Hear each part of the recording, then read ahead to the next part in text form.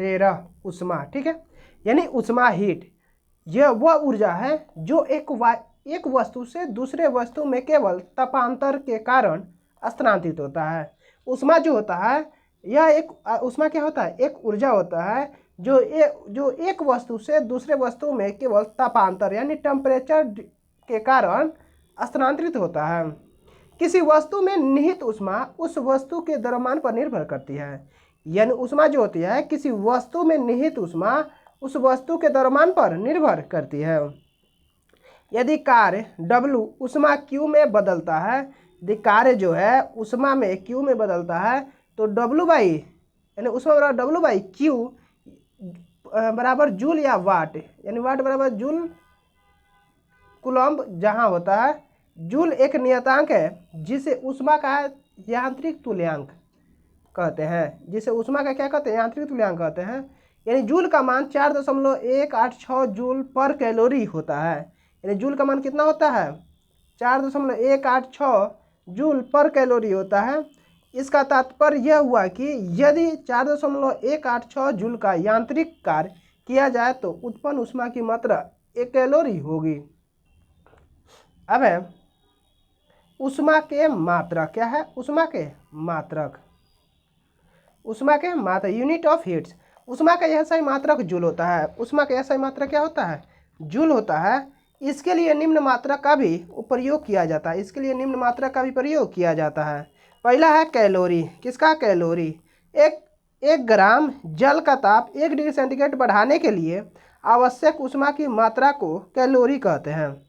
यानी 1 ग्राम जल का ताप 1 डिग्री सेंटीग्रेड बढ़ाने के लिए आवश्यक ऊष्मा की मात्रा को कैलोरी कहते हैं। दूसरा है अंतर्राष्ट्रीय कैलोरी।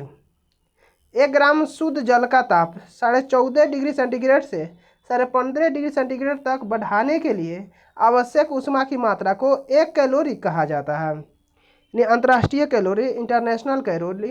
1 ग्राम शुद्ध जल का ताप 14.5 डिग्री सेंटीग्रेड से 15.5 डिग्री सेंटीग्रेड तक बढ़ाने के लिए आवश्यक ऊष्मा की मात्रा को 1 कैलोरी कहा जाता है।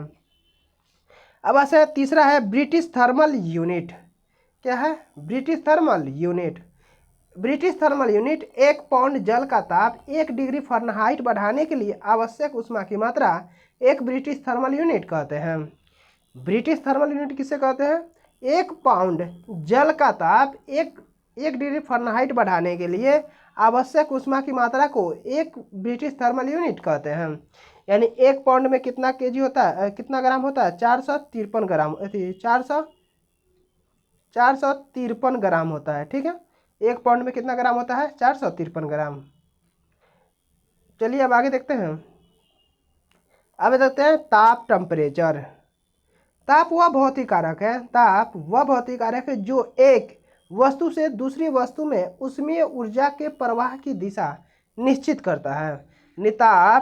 ताप वह भौतिक कारक है जो एक वस्तु से दूसरी वस्तु में ऊष्मीय ऊर्जा, कौन ऊर्जा, ऊष्मीय ऊर्जा के प्रवाह की दिशा निश्चित करता है। अर्थात जिस कारण से ऊर्जा स्थानांतरण होता है, ऊर्जा क्या होता है, स्थानांतरण होती है, उसे ताप कहते हैं। उसे क्या कहते हैं, ताप कहते हैं। ताप का ऐसा ही मात्रा क्या होता है, केल्विन। ताप का ऐसा ही मात्रा क्या होता है, केल्विन होता है। अब ताप मापन के बारे में जानते हैं, मेजरमेंट ऑफ टेम्परेचर।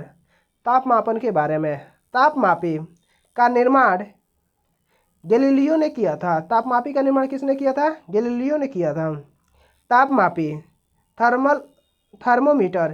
ताप मापने के लिए जो उपकरण प्रयोग में लाया जाता है, ताप मापने के लिए जो उपकरण प्रयोग में लाया जाता है उसे तापमापी कहते हैं। ताप मापने के लिए जो उपकरण प्रयोग में लाया जाता है उसे तापमापी कहते हैं। तापमापी की खोज का श्रेय गैलीलियो को दिया जाता है, जिसे 1952 ईस्वी में इसे बनाया था। निम्न प्रकार के ताप पैमाने प्रचलित हैं। जैसे पहला है सेल्सियस पैमाना। कौन पैमाना, सेल्सियस पैमाना। इस पैमाने का आविष्कार स्वीडन के वैज्ञानिक सेल्सियस ने किया था। यानी सेल्सियस पैमाने का आविष्कार किसने किया था, स्वीडन के वैज्ञानिक सेल्सियस ने किया था। इस पैमाने में हिमांक को 0 डिग्री सेंटीग्रेड व भाप बिंदु को 100 डिग्री सेंटीग्रेड अंकित किया जाता है, ठीक है। अब तथा इनके बीच की दूरी को 100 बराबर भागों में बांट दिया जाता है। जो सेल्सियस होता है उसके बीच की दूरी को कितने भागों में 100 बराबर भागों में बांट दिया जाता है। प्रत्येक भाग को 1 डिग्री सेंटीग्रेड कहते हैं। प्रत्येक भाग को क्या कहते हैं 1 डिग्री सेंटीग्रेड कहते हैं। ठीक है। दूसरा आते हैं फ़ारेनहाइट। क्या है फ़ारेनहाइट। फ़ारेनहाइट पैमाना है। इसका आविष्कार जर्मन वैज्ञानिक फ़ारेनहाइट ने किया था। यानी फ़ारेनहाइट का आविष्कार किसने किया था जर्मन वैज्ञानिक फ़ारेनहाइट ने किया था। इसका हिमांक 32 डिग्री फ़ारेनहाइट से एवं भाप बिंदु 212 डिग्री फ़ारेनहाइट होता है। इसका भाप बिंदु कितना होता है 212 डिग्री फ़ारेनहाइट होता है। अब है इनके बीच की दूरी को 180 बराबर भागों में बांट दिया जाता है। इनके बीच की दूरी को कितने बराबर भागों में 180 बराबर भागों में बांट दिया जाता है। अब आते हैं रोमन पैमाना। रोमन पैमाना इसका हिमांक 0 डिग्री रोमर एवं भाप बिंदु 80 डिग्री रोमर होता है। रोमन पैमाने का हिमांक जो होता है 0 डिग्री रोमर से भाप बिंदु 80 डिग्री रोमर के बीच में होता है। इनके बीच का भाग 80 बराबर भागों में बांटा होता है। रोमन पैमाना जो होता है उसके बीच का भाग कितने भागों में 80 बराबर भागों में बांटा जाता है। अब आता है केल्विन पैमाना। कौन पैमाना केल्विन पैमाना। इसके हिमांक 273 केल्विन एवं भाप बिंदु 373 केल्विन है। केल्विन पैमाने का हिमांक 273 केल्विन है, भाप बिंदु 373 केल्विन है। इन दोनों बिंदुओं के बीच की दूरी को समान 100 भागों में विभाजित कर दिया जाता है। इन दोनों बिंदुओं के बीच की दूरी को 100 भागों में विभाजित कर दिया जाता है। अब पांचवा है रैंकिंग पैमाना। क्या है रैंकिंग पैमाना। इसमें हिमांक 492 डिग्री रैंकिंग आरे एवं भाप बिंदु 672 डिग्री आरे हैं। इनके बीच की दूरी 180 बराबर भागों में बांट दिया जाता है। इनके बीच की दूरी कितने भागों में 180 बराबर भागों में बांट दिया जाता है। अब चारों पैमाने में संबंध देखते हैं। चारों पैमाने में संबंध C minus 0/100 C minus 0/100 F minus 32/180 F minus 32/180 R minus 0/80 R/0 को हो या R माइनस 0/80 और केल्विन जो होता है K minus 273/100 K minus 273/100 R ए माइनस 492/180। ठीक है। और नियतांक ये सब क्या है नियतांक होता है। परम शून्य के बारे में एब्सोल्यूट जीरो। सिद्धांत रूप से अधिकतम ताप की कोई सीमा नहीं है।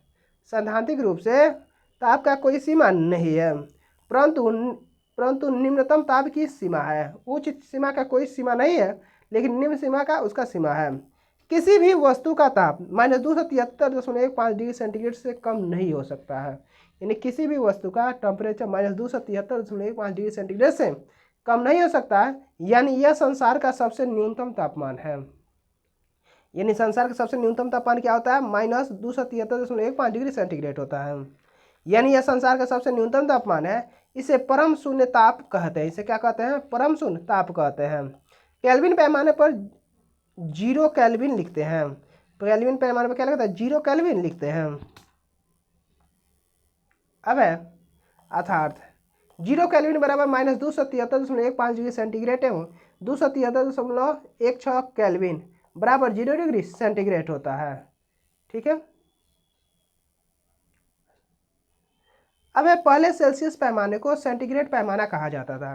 पहले सेल्सियस पैमाने को क्या सेंटीग्रेड पैमाना कहा जाता था।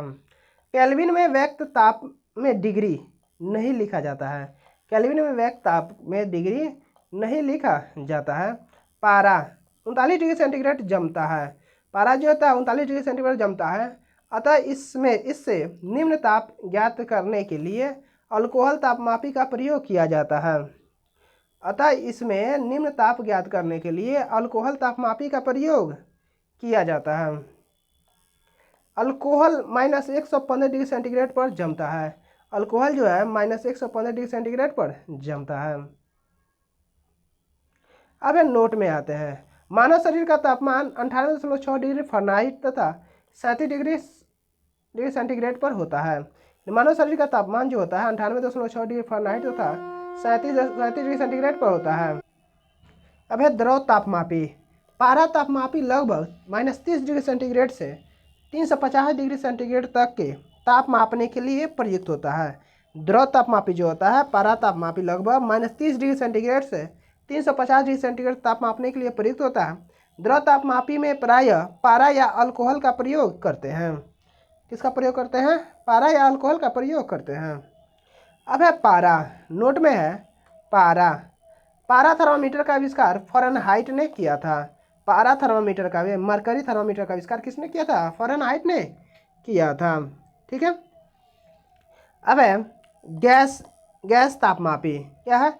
गैस तापमापी। इस प्रकार के तापमापी में स्थिर आयतन हाइड्रोजन गैस तापमापी से -200 डिग्री सेंटीग्रेड से 500 डिग्री सेंटीग्रेड तक का ताप मापा जा सकता है। हाइड्रोजन की जगह नाइट्रोजन गैस लेने पर -200 डिग्री सेंटीग्रेड से 1500 डिग्री सेंटीग्रेड तक के ताप का मापन किया जा सकता है। ठीक है। प्लेटिनम प्रतिरोध तापमापी। प्लेटिनम प्रतिरोध तापमापी, इसके द्वारा -200 डिग्री सेंटीग्रेड से 1200 डिग्री सेंटीग्रेड तक के ताप को मापा जा सकता है। यानी प्लेटिनम प्रतिरोध तापमापी से -200 डिग्री सेंटीग्रेड से 1200 डिग्री सेंटीग्रेड तक के ताप को मापा जा सकता है। अब ताप युग्म तापमापी, इसका उपयोग -200 डिग्री सेंटीग्रेड से 1600 डिग्री सेंटीग्रेड तक के तापों को मापने के लिए प्रयोग किया जाता है। ताप युग्म तापमापी का उपयोग -200 डिग्री सेंटीग्रेड से 1600 डिग्री सेंटीग्रेड तक के ताप मापने के लिए प्रयोग किया जाता है। पूर्ण विकिरण उतापमापी। पूर्ण विकिरण उतापमापी, इस तापमापी से दूर स्थित वस्तु के ताप को मापा जाता है। इस तापमापी से दूर स्थित वस्तु के ताप को मापा जाता है, जैसे सूर्य का ताप। इसके द्वारा प्रायः 800 डिग्री सेंटीग्रेड से ऊंचे ताप ही मापे जाते हैं। यानी जो पूर्व विकिरण उतापमापी होता है, इससे 800 डिग्री सेंटीग्रेड से ऊंचे ताप ही मापे जाते हैं। इससे नीचे का ताप नहीं मापा जाता है, क्योंकि इससे कम ताप की वस्तुएं ऊष्मीय विकिरण उत्सर्जित नहीं करती हैं। यह तापमापी स्टीफेन के नियम पर आधारित है। स्टीफन के नियम पर आधारित है, जिसके अनुसार उच्च ताप पर किसी वस्तु में उत्सर्जित विकिरण की मात्रा इसके परम ताप के चतुर्थ घात के अनुक्रमानुपाती होता है। क्या होता है? चतुर्थ घात के अनुक्रमानुपाती होता है। अब अटेंड डॉक्टरी तापमापी क्लिनिक थर्मामीटर। इसका आविष्कार सर थॉमस क्लिफोर्ड एल्बर्ट नामक वैज्ञानिक ने किया था। डॉक्टरी थर्मामीटर का आविष्कार सर थॉमस क्लिफोर्ड एल्बर्ट नामक वैज्ञानिक ने किया था। इस तापमापी का परास काफ़ी कम रखा गया है। इस तापमापी का परास काफ़ी कम रखा गया, जो कि 35 डिग्री सेंटीग्रेड से 43 डिग्री सेंटीग्रेड तक अथवा 90 डिग्री फ़ारेनहाइट से 110 डिग्री फ़ारेनहाइट तक होता है। चूँकि इससे क्या नापा जाता है? ज्वार यानी फीवर यानी बुखार नापते हैं, इसलिए इसे ज्वारमापी या डॉक्टरी तापमापी कहते हैं। ठीक है। अब आगे देखते हैं। इसीलिए इसे ज्वारमापी या डॉक्टरी तापमापी कहते हैं। इसमें 37 डिग्री सेंटीग्रेड या 98.4 डिग्री फ़ारेनहाइट पर लाल निशान बना होता है, जो मानव शरीर का सामान्य ताप को व्यक्त करता है। ठीक है। अब आते हैं विशिष्ट ऊष्मा, स्पेसिफिक हीट। ठीक है। विशिष्ट ऊष्मा यानी किसी पदार्थ की विशिष्ट ऊष्मा ऊष्मा की वह मात्रा है जो उस पदार्थ के एकांक द्रव्यमान में एकांक ताप वृद्धि उत्पन्न करती है। इसे प्रायः C द्वारा व्यक्त किया जाता है। विशिष्ट ऊष्मा का यह सही मात्रक जूल पर किलोग्राम पर केल्विन होता है, यानी जूल पर केजी पर केल्विन होता है। ठीक है। अब है थोड़ा सा ये रेड पॉइंट देख लेते हैं, की पॉइंट। कुछ पदार्थों की विशिष्ट ऊष्मा या विशिष्ट ऊष्माधारिता। बर्फ का जो विशिष्ट ऊष्माधारिता होता है 21 जूल पर केजी पर केल्विन होता है। बर्फ का क्या होता है ऊष्माधारिता? 2100 जूल पर केजी पर केल्विन। पारा का ऊष्माधारिता कितना होता है? 140 जूल पर केल्विन पर केजी होता है। लेड शीशा का कितना होता है? 130 जूल पर केजी पर केल्विन होता है। लोहा का जो होता है ऊष्माधारिता 460 जूल पर केजी पर केल्विन। किरोसिन तेल का कितना होता है 210 जूल पर केजी पर केल्विन। अब है जल, जल का जो होता है विशिष्ट ऊष्मा 4200 कितना होता है 4200 जूल पर केजी पर केल्विन होता है। ठीक है, अब देखते हैं आगे। अब है 1 ग्राम जल का ताप 1 डिग्री सेंटीग्रेड बढ़ाने के लिए 1 कैलोरी ऊष्मा की आवश्यकता होती है। यानी 1 ग्राम जल का ताप 1 डिग्री सेंटीग्रेड बढ़ाने के लिए 1 कैलोरी ऊष्मा की आवश्यकता होती है। अतः जल की विशिष्ट ऊष्मा धारिता 1 कैलोरी पर ग्राम सेंटीग्रेड होता है। यानी जल की विशिष्ट ऊष्मा धारिता 1 कैलोरी पर ग्राम सेंटीग्रेड होता है। जल की विशिष्ट ऊष्मा धारिता अधिक होने के कारण वाहनों के रेडिएटरों में इसका प्रयोग किया जाता है। यानी जल की विशिष्ट ऊष्मा धारिता अधिक होने के कारण वाहनों की रेडिएटरों में इसका प्रयोग किया जाता है। अब सबसे अधिक विशिष्ट ऊष्मा धारिता हाइड्रोजन गैस की होती है। सबसे अधिक विशिष्ट ऊष्मा धारिता कि हाइड्रोजन गैस की होती है, उसके बाद जल की होती है, उसके बाद किसकी होती है जल की। अब आते हैं नोट। खाना बनाने वाले बर्तन की विशिष्ट ऊष्मा धारिता निम्न होती है। खाना बनाने वाले बर्तन की विशिष्ट ऊष्मा धारिता निम्न होती है, जबकि ऊष्मीय चालकता उच्च होती है। ऊष्मीय चालकता क्या होती है उच्च होती है। अब आते हैं ऊष्मीय प्रसार थर्मल एक्सपेंशन। क्या है ऊष्मीय प्रसार थर्मल एक्सपेंशन। किसी वस्तु को गर्म करने पर उसकी लंबाई, क्षेत्रफल एवं आयतन में वृद्धि होती है। ऊष्मीय प्रसार जो होती है किसी वस्तु को गर्म करने पर उसकी लंबाई, क्षेत्रफल एवं आयतन में वृद्धि होती है। लंबाई में वृद्धि की माप रेखीय प्रसार गुणांक, क्षेत्रफल में वृद्धि की माप क्षेत्रीय प्रसार गुणांक बीटा तथा आयतन में वृद्धि को आयतन प्रसार गुणांक द्वारा व्यक्त किया जाता है। अल्फा बीटा गामा में संबंध। अल्फा बीटा गामा 1:2:3, बीटा बराबर 2 अल्फा और गामा बराबर 3 अल्फा होता है। अब है नोट में आते हैं। तापमान बढ़ने पर आयतन बढ़ता है। तापमान बढ़ने पर क्या होता है आयतन बढ़ता है, इसीलिए घनत्व घटता है। तापमान बढ़ने पर आयतन बढ़ता है, इसलिए घनत्व घटता है। घनत्व बराबर होता है द्रव्यमान बटा आयतन, द्रव्यमान बटा आयतन होता है। अब है जल का असामान्य प्रसार। जल का असामान्य प्रसार प्रायः सभी द्रव गर्म किए जाने पर आयतन में बढ़ते हैं। जल का असमान प्रसार जो होता है प्रायः सभी द्रव गर्म किए जाने पर आयतन में बढ़ते हैं, परंतु जल 0 डिग्री सेंटीग्रेड से 4 डिग्री सेंटीग्रेड तक गर्म करने पर आयतन में घटता है। परंतु जल 0 डिग्री सेंटीग्रेड से 4 डिग्री सेंटीग्रेड तक गर्म करने पर आयतन में क्या करता है घटता है, तथा 4 डिग्री सेंटीग्रेड के बाद गर्म करने पर आयतन में बढ़ना शुरू कर देता है। तथा 4 डिग्री सेंटीग्रेड के बाद गर्म करने पर आयतन में बढ़ना क्या कर देता है शुरू कर देता है। इसका अर्थ यह है कि 4 डिग्री सेंटीग्रेड पर जल का घनत्व अधिकतम होता है। यानी इसका अर्थ हुआ कि 4 डिग्री सेंटीग्रेड पर जल का घनत्व क्या होता है अधिकतम होता है। अब आते हैं नोट। ठोस कार्बन डाइऑक्साइड को सूखी बर्फ कहा जाता है। ठोस कार्बन डाइऑक्साइड को क्या कहते हैं सूखी बर्फ कहा जाता है, क्योंकि यह समान बर्फ की तरह द्रव में परिवर्तित नहीं होती है। क्योंकि यह समान बर्फ की तरह द्रव में क्या होता है परिवर्तित नहीं होती है, बल्कि ठोस से सीधे गैस में परिवर्तित हो जाती है। बल्कि यह क्या होती है ठोस से सीधे गैस में परिवर्तित हो जाती है।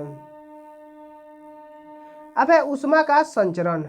ऊष्मा का एक स्थान से दूसरे स्थान जाने को ऊष्मा का संचरण कहते हैं। ऊष्मा का संचरण, ऊष्मा का एक स्थान से दूसरे स्थान जाने की ऊष्मा का संचरण कहते हैं। इसके 3 विधियां हैं। इसकी क्या है 3 विधियां हैं। पहला है चालन।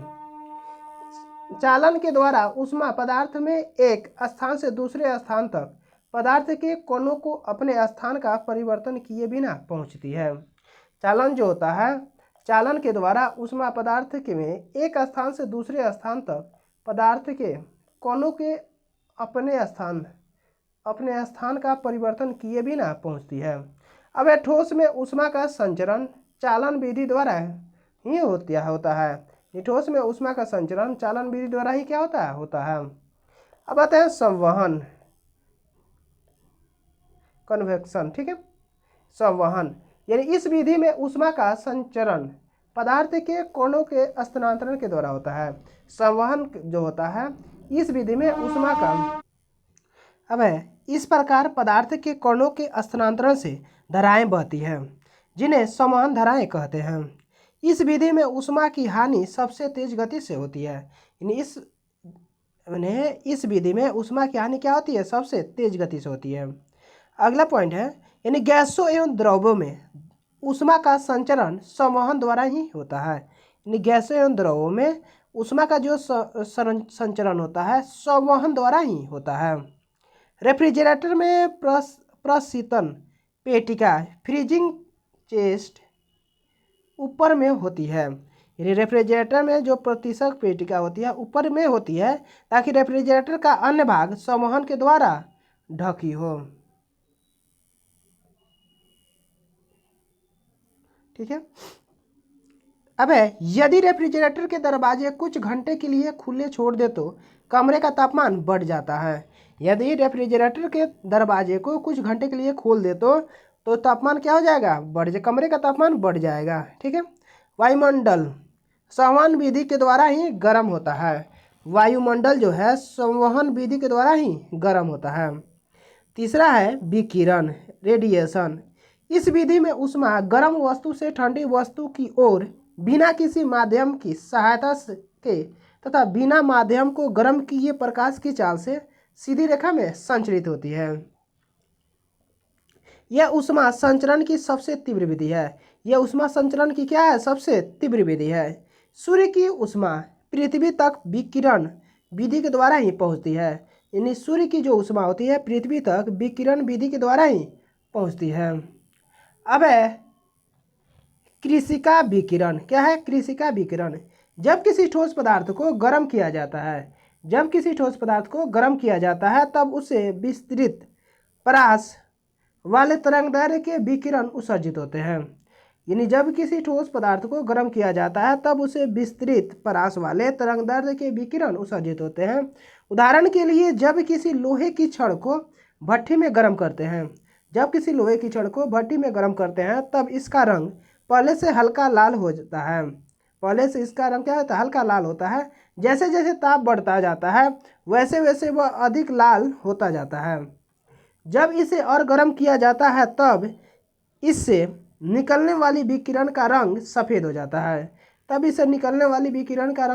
सफ़ेद हो जाता है। और जब ताप बहुत अधिक होता है तब यह नीला हो जाता है। जब ताप बहुत अधिक होता है तब यह क्या होता है? नीला हो जाता है। इसका अर्थ है कि ताप में वृद्धि के साथ साथ उत्सर्जित विकिरण की आवृत्ति निम्न से उच्च होती है। यानी ताप में वृद्धि के साथ साथ उत्सर्जित विकिरण की आवृत्ति निम्न से क्या होती है? उच्च हो जाती है। विद्युत चुम्बकीय स्पेक्ट्रम में लाल रंग का आवृत्ति वाले और नीला रंग अधिक आवृत्ति वाले क्षेत्र में होता है।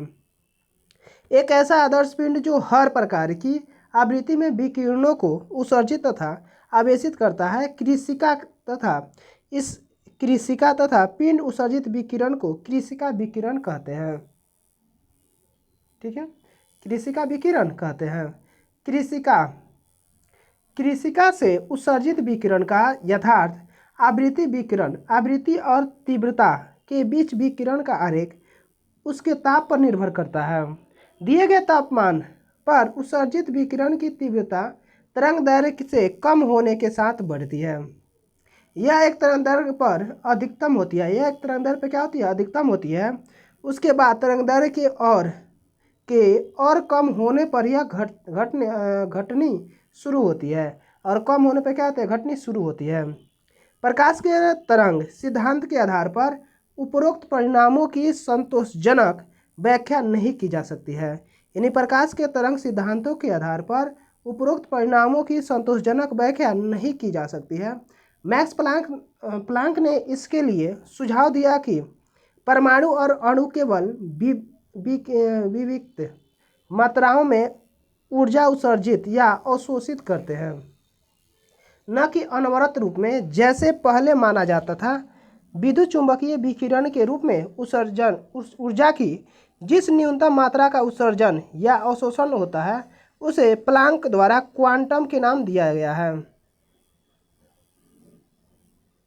अब विकिरण के एक क्वांटम की ऊर्जा उसकी आवृत्ति के समानुपाती होती है। ई बराबर एच न्यू होता है। अब अनुपातिक अनुपातिक स्थिरांक एच को प्लांक स्थिरांक कहा जाता है और उसका मान 6.626 गुने 10⁻⁻34 जूल पर सेकेंड होता है। ठीक है। अब न्यूटन का शीतलन क्या है? न्यूटन का शीतलन नियम, न्यूटन्स लॉ ऑफ कूलिंग, यानी समान अवस्था रहने पर विकिरण द्वारा किसी वस्तु के ठंडे होने की दर वस्तु तथा उसके चारों ओर के माध्यम के तापांतर के अनुपाती होती है। अतः वस्तु जैसे जैसे ठंडी होती जाएगी उसके ठंडे होने की दर में क्या होता है? कमी होती जाएगी। अब नोट है, विकिरण द्वारा किसी वस्तु के क्षय होने वाली ऊष्मा की दर वस्तु और उसके आसपास के वातावरण के तापांतर के साथ साथ वस्तु और पृष्ठ की प्रकृति और पृष्ठ क्षेत्रफल पर भी निर्भर करती है। अब एक कृषक पिंड, जो पिंड या वस्तु जो कृषक पिंड यानी जो पिंड या वस्तु अपने पृष्ठ पर आपतित संपूर्ण विकिरण को पूर्णतः अवशोषित कर लेती है उसे कृष्ण पिंड कहते हैं। नोट में जानते हैं, काली वस्तु ऊष्मा का अच्छा अवशोषक होता है। काली वस्तु कोई भी होती है वह ऊष्मा का क्या होती है? अच्छी अवशोषक होता है। इसलिए सर्दियों में काले एवं गहरे रंग के कपड़े पहने जाते हैं। इसलिए सर्दियों में काले एवं गहरे रंग का कपड़ा पहना जाता है। सफ़ेद एवं हल्के रंग के कपड़े ऊष्मा के बुरे अवशोषक होते हैं। सफ़ेद एवं हल्के रंग के कपड़े जो होते हैं ऊष्मा क्या होते हैं? बुरे अवशोषक होते हैं। इसलिए उन्हें गर्मियों में पहना जाता है। इसलिए इसे कहाँ पहना जाता है? गर्मियों में पहना जाता है। अब किरचॉफ का नियम, किरचॉफ लॉ, यानी इसके अनुसार अच्छे अवशोषक ही अच्छे उत्सर्जक होते हैं। यानी कि किरचॉफ का नियम कहता है जो अच्छे अवशोषक होते हैं वो अच्छे क्या करते हैं? उत्सर्जक भी होते हैं। अंधेरे कमरे में यदि एक काली और एक सफ़ेद वस्तु को समान ताप पर गर्म करके रख दिया जाए तो काली वस्तु अधिक विकिरण उत्सर्जित करेगी, अतः काली वस्तु अंधेरे में अधिक चमकेगी। क्या करेगी? काली वस्तु अंधेरे में अधिक चमकेगी। स्टीफेन का नियम, स्टीफेंस लॉ, यानी किसी वस्तु की उत्सर्जन क्षमता E उसके परम ताप T के चौथे घात के अनुपाती होता है। यानी स्टीफेन का नियम जो होता है किसी वस्तु की उत्सर्जन क्षमता E उसके परम ताप T के क्या होते हैं? चौथे घात के अनुपाती होती है। अर्थात E प्रोपोर्शनल टू T के power 4, E proportional to T के पावर 4 या E बराबर सिग्मा T के पावर 4। E बराबर क्या हो गया? सिग्मा T के पावर 4, जहाँ सिग्मा एक नियतांक है, जहाँ सिग्मा क्या है? एक नियतांक है, जिसे स्टीफेन नियतांक कहते हैं, जिसे क्या कहते हैं? स्टीफेन नियतांक कहते हैं। अब है थॉम्सन प्रभाव एक संवहन के तापक्रम परिवर्तन के कारण इसे विभव परिवर्तन होता है। थॉम्सन प्रभाव जो होता है एक संवहन के तापक्रम परिवर्तन के कारण इसमें विभव परिवर्तन होता है। इस घटना को थॉम्सन प्रभाव कहते हैं। इस घटना को क्या कहते हैं? थॉम्सन प्रभाव कहते हैं। अब है अवस्था परिवर्तन। क्या है? अवस्था परिवर्तन तथा गुप्त ऊष्मा। अवस्था परिवर्तन तथा गुप्त ऊष्मा, निश्चित ताप पर पदार्थ का एक अवस्था से दूसरी अवस्था में परिवर्तित होना अवस्था परिवर्तन कहलाता है। निश्चित ताप पर पदार्थ का एक अवस्था से दूसरी अवस्था में परिवर्तित होना अवस्था परिवर्तन कहलाता है। अवस्था परिवर्तन में पदार्थ का ताप नहीं बदलता है। अवस्था परिवर्तन में पदार्थ का ताप क्या होता है? नहीं बदलता है।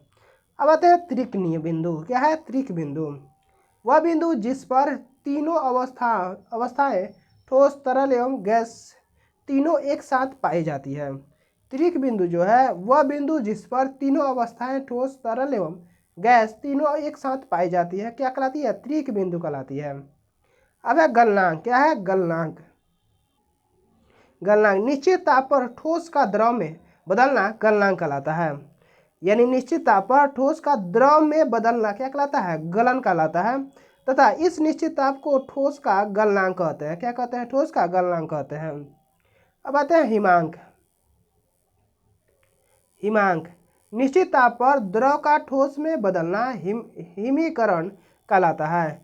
निश्चित ताप पर द्रव का ठोस में बदलना क्या कहलाता है? हिमीकरण कहलाता है। तथा इस निश्चित ताप को द्रव का हिमांक कहते हैं तथा इस निश्चित ताप को द्रव का क्या कहते हैं, हिमांक कहते हैं।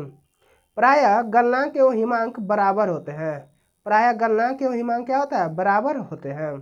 गलनांक पर दाब का प्रभाव, गलनांक पर क्या होता है, दाब का प्रभाव। वे पदार्थ जो गर्म करने पर आयतन में घटते हैं, वे पदार्थ जो गर्म करने पर आयतन में घटते हैं, उस पर दाब बढ़ने से उसका गलनांक कम हो जाता है, उस पर दाब बढ़ने पर उसका गलनांक कम हो जाता है। जैसे बर्फ, ढलवा लोहा, बिस्मत आदि वे पदार्थ जो गर्म करने पर आयतन में बढ़ते हैं, वे पदार्थ जो गर्म करने पर आयतन में बढ़ते हैं, उस पर दाब बढ़ाने से उसका गलनांक बढ़ जाता है, उस पर दाब बढ़ाने से उसका गलनांक बढ़ जाता है। जैसे नारियल तेल, घी, धातु के प्लेट आदि। ठीक है। गलनांक पर अशुद्धि का प्रभाव, गलनांक पर अशुद्धि का प्रभाव। सामान्यतः अशुद्धि मिलाने से गलनांक कम हो जाता है, सामान्यतः अशुद्धि मिलाने से क्या होता है, गलनांक कम हो जाता है। जैसे 0 डिग्री सेंटीग्रेड पर पिघलती बर्फ में कुछ नमक, सोडा आदि मिलाने से बर्फ का गलनांक 0 डिग्री सेंटीग्रेड से घटकर -22 डिग्री सेंटीग्रेड तक कम हो जाता है। ऐसे मिश्रण को हिम मिश्रण कहते हैं, ऐसे मिश्रण को हिम मिश्रण कहते हैं। इस मिश्रण का उपयोग कुल्फी, आइसक्रीम आदि बनाने में किया जाता है। हिम मिश्रण का उपयोग यानी कुल्फी, आइसक्रीम आदि बनाने में किया जाता है। अब आते हैं क्वथनांक। क्या है, क्वथनांक। बॉइलिंग पॉइंट किसे कहते हैं, क्वथनांक यानी बॉइलिंग पॉइंट किसे कहते हैं, यानी निश्चित ताप पर द्रव का वाष्प में बदलना वाष्पन कहलाता है, यानी निश्चित ताप पर द्रव का वाष्प में बदलना वाष्पन कहलाता है तथा इस निश्चित ताप को द्रव का क्वथनांक कहलाता है तथा इसका निश्चित जो ताप को द्रव का क्वथनांक कहा जाता है। इस निश्चित ताप को क्या, द्रव का क्वथनांक कहते हैं। अब है संघनन। क्या है, संघनन का। निश्चित ताप पर वाष्प का द्रव में बदलना संघनन कहलाता है, यानी निश्चित ताप पर वाष्प का द्रव में बदलना क्या कहलाता है, संघनन कहलाता है। ठीक है। अब है प्रायः क्वथनांक एवं संघनन ताप समान होते हैं, क्वथनांक एवं संघनन ताप क्या होते हैं, समान होते हैं। ठीक है। दाब बढ़ाने पर क्वथनांक बढ़ता है, दाब बढ़ाने पर क्वथनांक क्या होता, बढ़ता है, और दाब घटने पर क्वथनांक घटता है, और दाब घटने पर क्वथनांक घट जाता है। प्रेशर कुकर में दाब बढ़ने पर जल का क्वथनांक बढ़ जाता है, प्रेशर कुकर में दाब बढ़ने पर जल का क्वथनांक क्या हो जाता है, बढ़ जाता है, जिससे जल की गुप्त ऊष्मा का मान बढ़ जाता है, जिससे जल की गुप्त ऊष्मा का मान क्या हो जाता है, बढ़ जाता है। फलस्वरूप खाना जल्दी पक जाता है, फलस्वरूप क्या होता है, खाना जल्दी पक जाता है। इसके विपरीत पहाड़ों पर दाब कम होने के कारण क्वथनांक घट जाता है, 100 डिग्री सेंटीग्रेड से कम हो जाता है, यानी विपरीत पहाड़ों पर दाब कम होने पर कारण क्वथनांक क्या हो जाता है, घट जाता है, इसलिए खाना देरी से पकता है, इसलिए खाना क्या होता है, देरी से पकता है। अशुद्धि मिलाने से भी द्रव का क्वथनांक बढ़ता है, अशुद्धि मिलाने से भी क्वथनांक क्या हो जाता है, द्रव का क्वथनांक बढ़ता है। अब आते हैं गुप्त ऊष्मा, लेटेंट हीट। नियत ताप पर पदार्थ की अवस्था में परिवर्तन के लिए ऊष्मा की आवश्यकता होती है, नियत ताप पर पदार्थ की अवस्था में परिवर्तन के लिए ऊष्मा की क्या होती है, आवश्यकता होती है। इसे ही पदार्थ की गुप्त ऊष्मा कहते हैं, इसे ही क्या कहते हैं, पदार्थ की गुप्त ऊष्मा कहते हैं। गलन की गुप्त ऊष्मा, गलन की गुप्त ऊष्मा, लेटेंट हीट ऑफ फ्यूजन। अब नियत ताप पर ठोस के एकांक द्रव्यमान को द्रव में बदलने के लिए आवश्यक ऊष्मा की मात्रा को ठोस की गलन की गुप्त ऊष्मा कहते हैं। अब बर्फ के लिए गलन की गुप्त ऊष्मा का मान 80 कैलोरी पर ग्राम होता है, यानी बर्फ के लिए गलन की गुप्त ऊष्मा का मान 80 कैलोरी पर ग्राम होता है। अब वाष्पन की गुप्त ऊष्मा, वाष्पन की गुप्त ऊष्मा, लेटेंट हीट ऑफ वेपराइजेशन। नियत ताप पर द्रव के एकांक द्रव्यमान को वाष्प में बदलने के लिए आवश्यक ऊष्मा की मात्रा को द्रव की वाष्प की गुप्त ऊष्मा कहते हैं।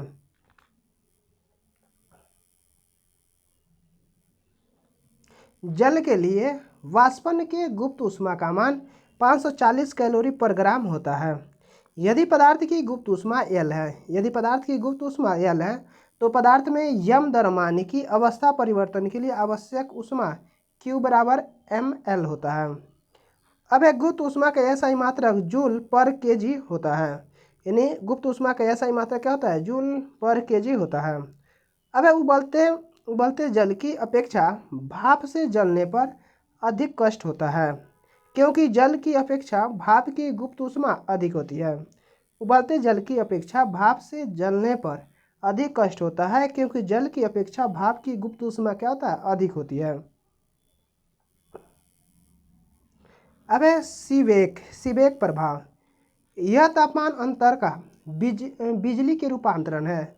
सीबेक प्रभाव जो है यह तापमान अंतर का बिजली के रूपांतरण है। पेल्टियर प्रभाव, यह बिजली का तापांतर का अंतर में रूपांतरण है।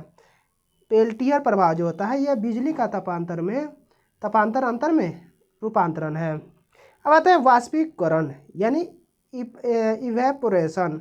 द्रव के खुली सतह से प्रत्येक ताप पर धीरे धीरे द्रव का अपने वाष्प में बदलना वाष्पीकरण कहलाता है। द्रव के खुली सतह से प्रत्येक ताप पर धीरे धीरे द्रव का अपने वाष्प में बदलना वाष्पीकरण कहलाता है।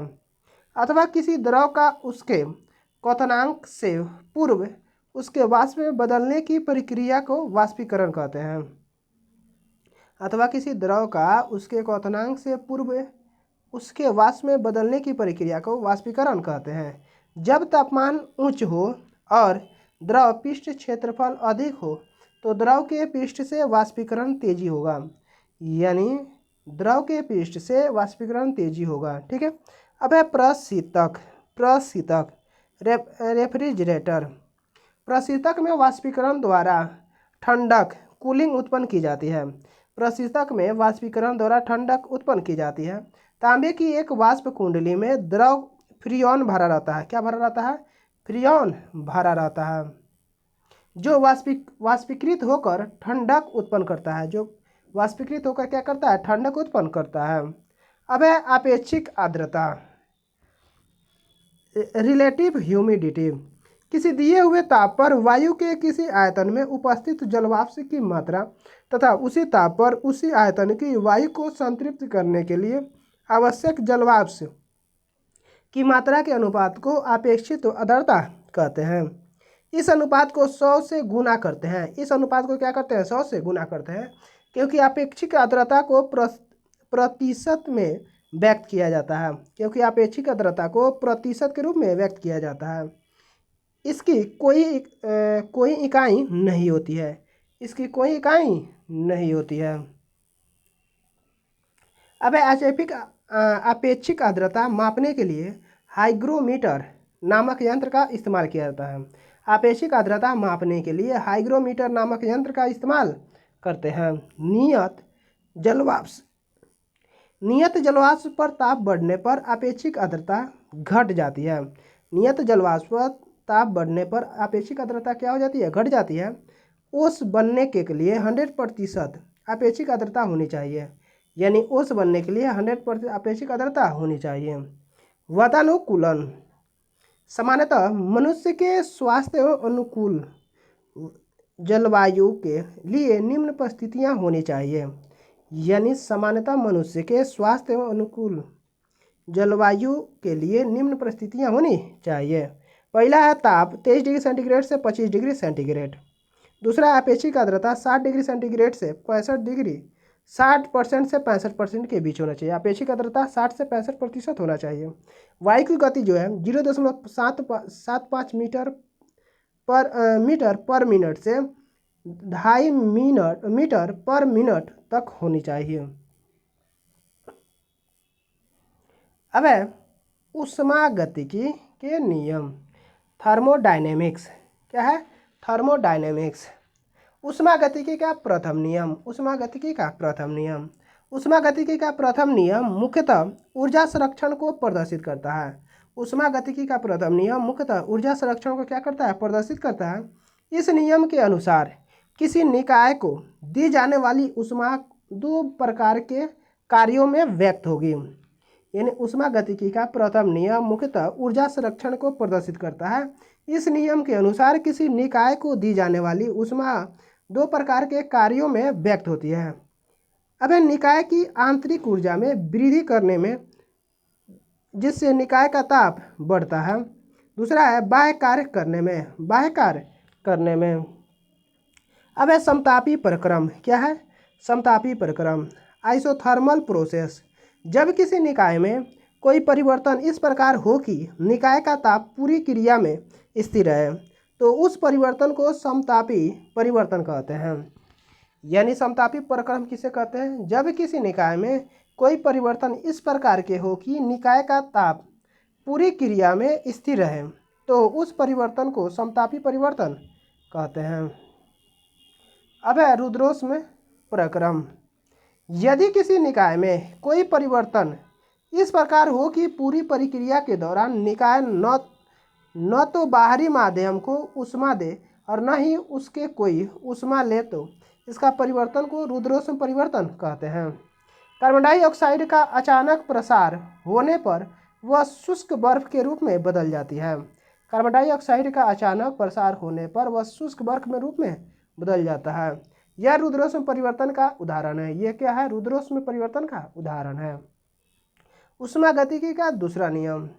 ऊष्मागतिकी का प्रथम नियम ऊष्मा के प्रवाहित होने की दिशा नहीं बताती। यानी ऊष्मागतिकी का प्रथम नियम ऊष्मा के प्रवाहित होने की दिशा नहीं बताता। ऊष्मागतिकी का द्वितीय नियम ऊष्मा के प्रवाहित होने की दिशा को व्यक्त करता है। ऊष्मागतिकी का द्वितीय नियम ऊष्मा के प्रवाहित होने की दिशा को व्यक्त करता है। इस नियम को दो कथनों के रूप में व्यक्त किया जाता है। इस नियम को दो कथनों के रूप में क्या किया जाता है? व्यक्त किया जाता है, जो निम्न है। पहला है, केल्विन के कथन के अनुसार ऊष्मा का पूर्णतया कार्य में परिवर्तन असंभव है। यानी ऊष्मा का पूर्णतया कार्य में परिवर्तन क्या है? असंभव है। दूसरा है, क्लासियस के कथन के अनुसार ऊष्मा अपने कम ताप की वस्तु से अधिक ताप की वस्तु की ओर प्रवाहित नहीं हो सकती है। यानी ऊष्मा अपने कम ताप की वस्तु से अपने अधिक ताप की वस्तु की ओर क्या है? प्रवाहित नहीं हो सकती है। ठीक है। यहाँ